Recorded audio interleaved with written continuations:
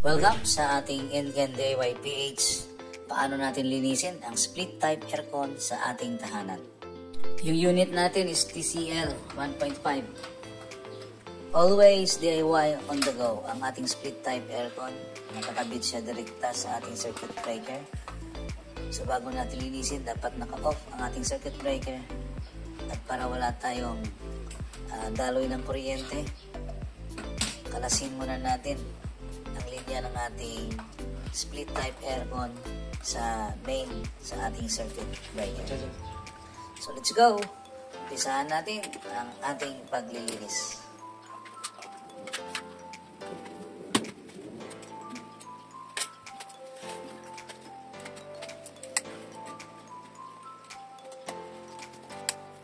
Unang step natin, tanggalin natin itong mga filters sa loob at madali na itong kalasin. Then next, ito yung screws na tanggalin natin isa. Dalawa, tatlo. Tapos dito. Meron na. Tanggalin natin yan. Tapos ito yung cover. Dalawa. Isa. Tanggalin din natin yan. Okay, tanggalin natin. Sa tahanan, maaari natin gawin ito. Mag-DIY. Ang unang gawin lang natin, panoorin natin ito sa YouTube, sa ibang mga na-upload doon para maging familiar tayo. Unang, consider natin ang ating safety. Pero kaya-kaya po itong gawin sa tahanan sa pamamagitan ng DIY. Maaari po tayo makagawa ng mga improvised materials natin na panlinis sa ating window aircon, split type aircon. Kaya po yan. Tanggalin muna natin ang cover sa ating electrical part sa right side ng ating TCL.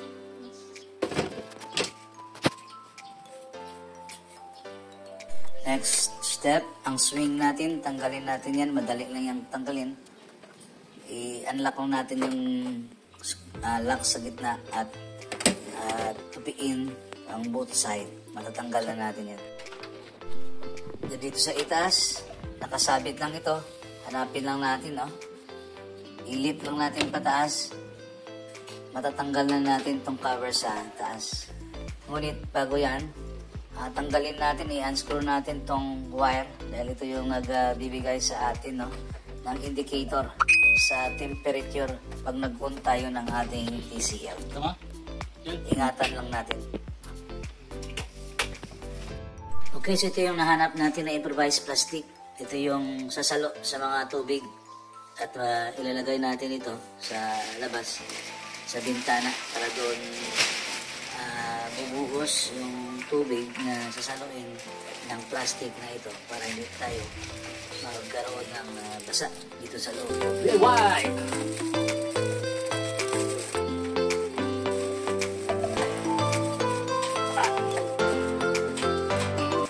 Ngayon, ito na yung gagamitin natin, ordinary pressure hose sa garden.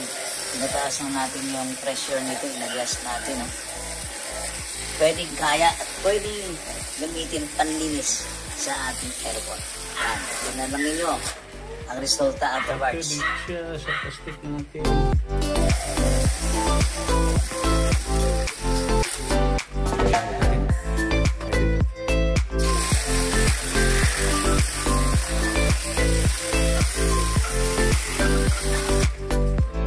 Okay, ayan. Tanggal na yung mga alikabok at dumi na nakadikit. Mahigit 8 buwan. Tuloy lang natin yung paglilinis natin. Ingat-ingat lang sa mga wire na hindi natin maabot sa pag-spray natin.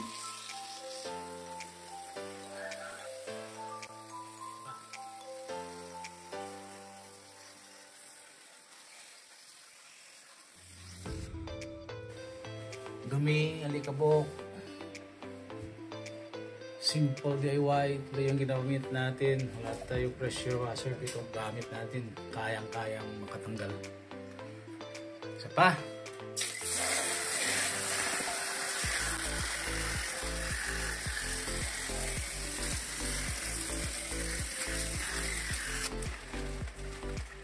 Yan natin tubig. Lagyan natin yung DIY na plastic cover. Yan.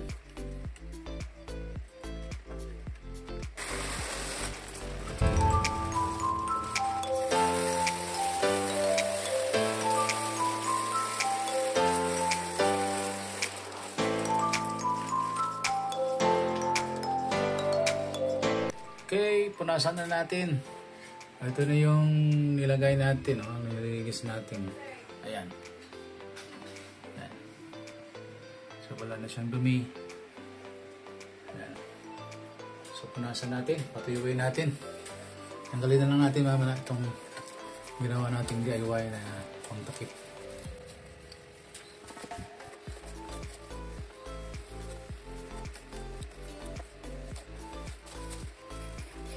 Mamaya i-blower natin to para mas madaling matuyo.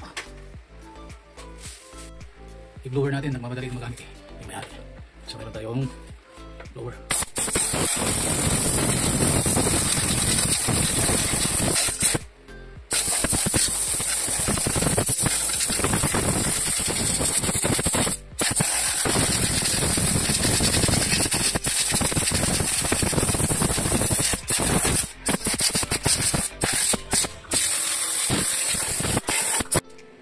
Okay, tanggalin na natin yung ating DIY cover. Malaking tulong ito. Hindi nakasayong sa ilalim natin. And dahil dito, iwasan natin mabasa sa ilalim. Ayan. So, tingnan natin ito yung ating aircon. Tapos yun, tuyo yun sa ilalim. Dahil dito, pagdaan yung ating tubig. Okay. So, DIY process natin. Okay. Nasa ilalim.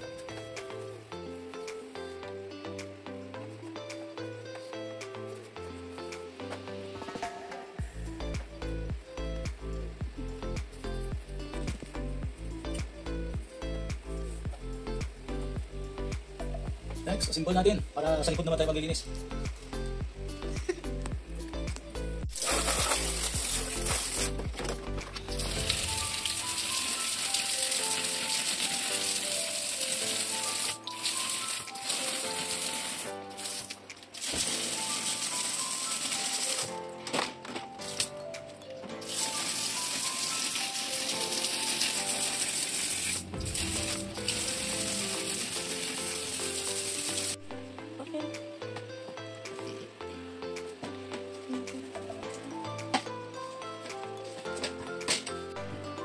Okay, so ibalik natin yung mga parts na nalinis na natin.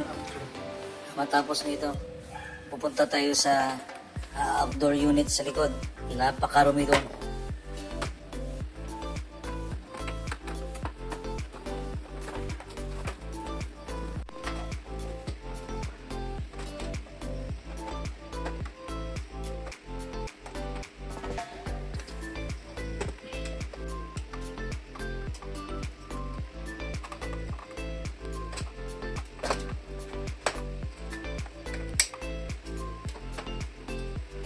Yan.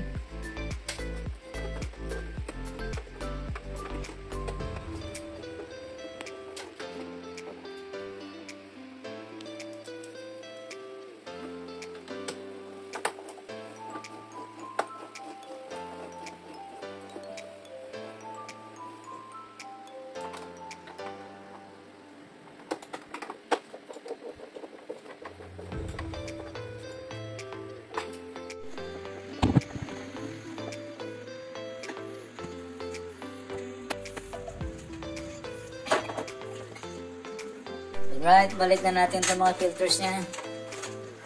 Proceed tayo pagkatapos nito sa likod.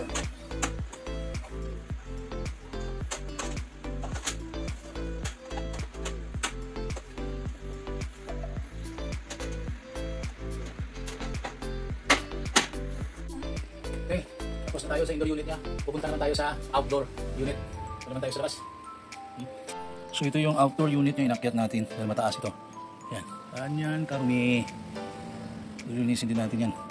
Yung likod dito, sigurado marumi ito. Yan, likod. Napakakapal ng dumi. So, lilinisin, bubugahan natin yan. Gamitin natin ng hose. Gamitin natin ng hose lang. Ordinaryong hose lang yung gamitin natin. Okay. Okay. Ito yung pump niya. Yan sa loob, napakarumi na. Ito yung outdoor unit. Bubugahan din natin yan mamaya. Ito yung mga naging dahilan kung bakit ayaw nang lumamig ng maayos ang ating speed type aircon sa loob. Okay, ito yung back unit. Marumi. Ito yung mga hindi nagpapalamig. sa unit natin.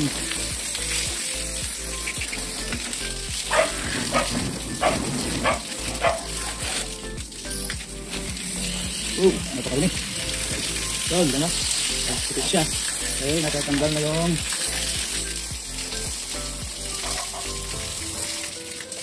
grabe ano? Tubig na nalaglag, pulang ulog.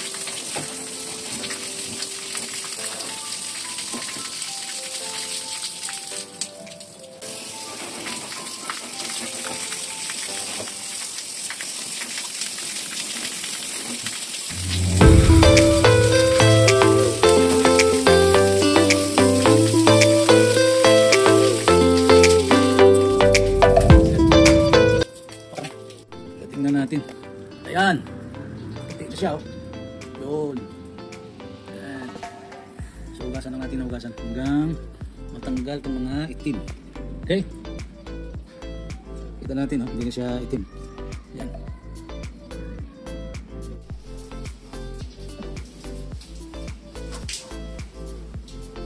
Mukhang bago na siya. Doon pa sa gilid. So, ito yung gilid. Nakita natin. Napakaitim. Yan. Hindi natin makita yung part ng kanyang evaporator. So, hugasan natin to. Linisin natin yan. Okay. So, taas.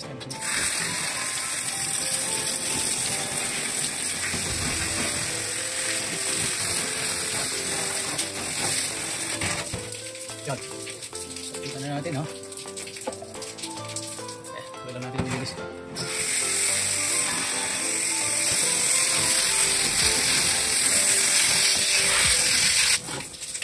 Next naman. Oh, bumi. Ayan.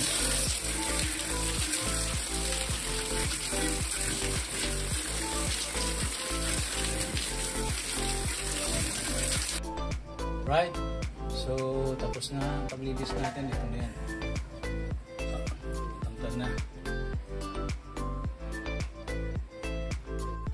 Okay, pati dito sa harap. Ayan.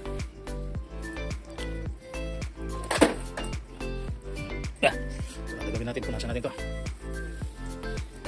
Hindi masikip yung lugar natin dahil mataas.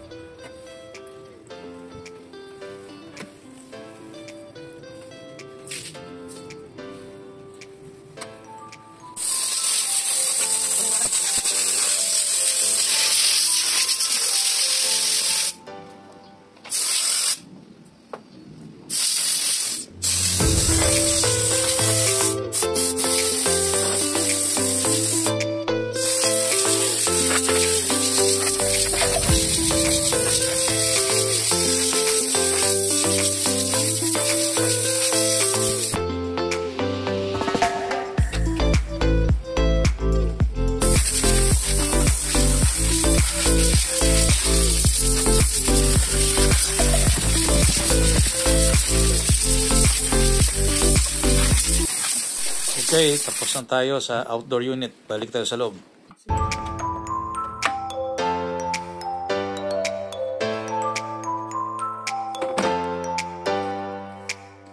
Okay, so nabalik na natin yung ating circuit breaker.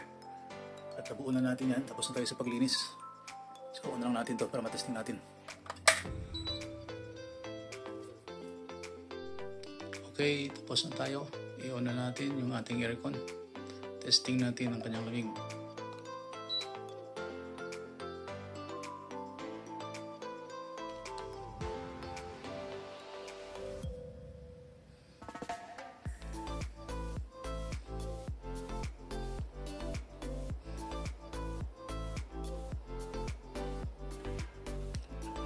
Bawasan natin yung fan. Okay, one lang.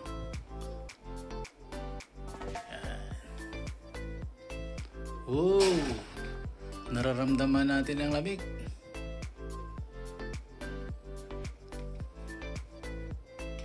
Okay, ganyan lang tayo pa maglinis. DIY sa ating tahanan. Hindi na natin kailangan pang magtawag ng technician. Thank you for watching Incan DIY page. Sana itong kaunting pagbahagi natin ay nakakatulong sa inyo. Sa inyong pag-DIY, sa inyong aircon para tayo po ay maka-save sa bayaran, sa maintenance ng ating aircon. Speed type aircon.